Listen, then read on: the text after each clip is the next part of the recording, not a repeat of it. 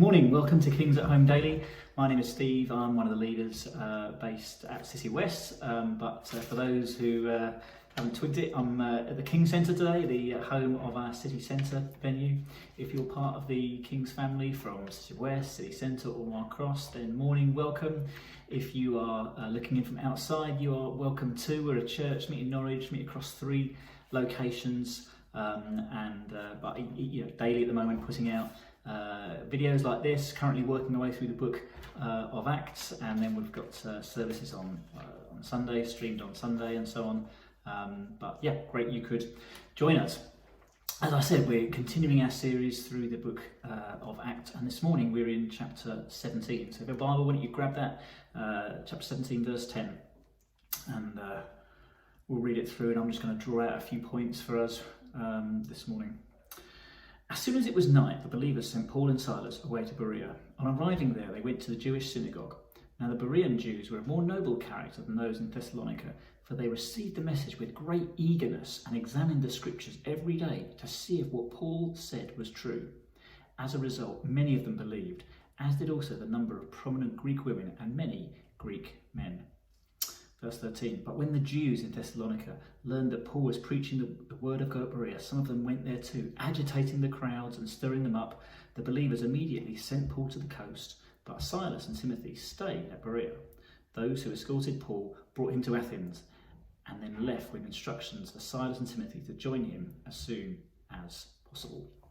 So it's what's going on here? Well, we see Paul escaping from leaving Thessalonica by night. So I think he'd been arrested, and obviously he's kind of posted bail, as it were. And anyway, they get him out, and of course he'd been in trouble for preaching the gospel. Thessalonica was a very religious city. It was one of the biggest cities in the Roman world, very religious city. They were kind of worshipped to Caesar. That was the Roman god.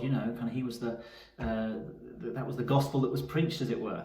But Paul had been preaching the gospel of Jesus, the gospel of Christ, and it got him in trouble. So he had to leave. But then he arrives in Berea and shares the good news, shares the gospel of Jesus, and it says that many of them believed. So it's wonderful just reading about the people just discovering and encountering the gospel, encountering Jesus.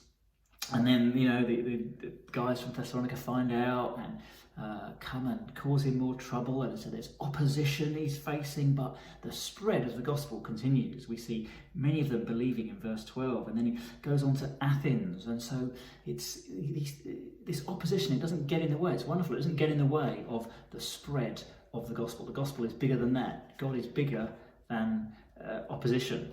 And I guess one of the bits I want to just draw out that struck me in reading this morning, as well as kind of the story of what is going on here, is this bit in verse 11.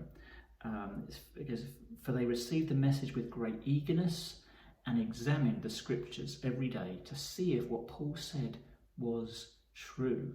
And because as a result, many of them believed. And it's almost as if what the gospel they were hearing, there was this, it's almost too good to be true that Jesus died for me, paid the price for me, and I freely get to receive his grace and his love and his mercy, and I'm forgiven and free. It's not because of what I do, it's because of what Jesus has done. You can almost imagine them hearing this gospel that Paul preached far more eloquently than I am sure, and then going to the scriptures to see, can this be true? Reading it for themselves, can this really be true? And then obviously they've caught the answers yes, and then it says in verse 12, as a result many of them believed. Such they discovered the gospel, discovered Jesus from the preaching of Paul and from reading the Bible, reading his words. And I want to encourage you, it's so easy, especially when we're not gathering together in person like we used to. It's so easy just to fall out of routine and fall out of habits, and yet reading his word, discovering Jesus in his word, in his revealed word, in the Bible, it's such a valuable thing. If we, I know I've said this before, but if we skip meals during the day, if we don't eat, we get hungry and we get weary, and there are consequences. We get malnourished and so on.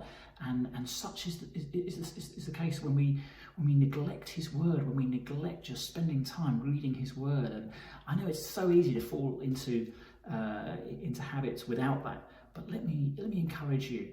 Don't beat yourself up for that. Don't beat yourself up for, oh, it's been ages since I read the Bible.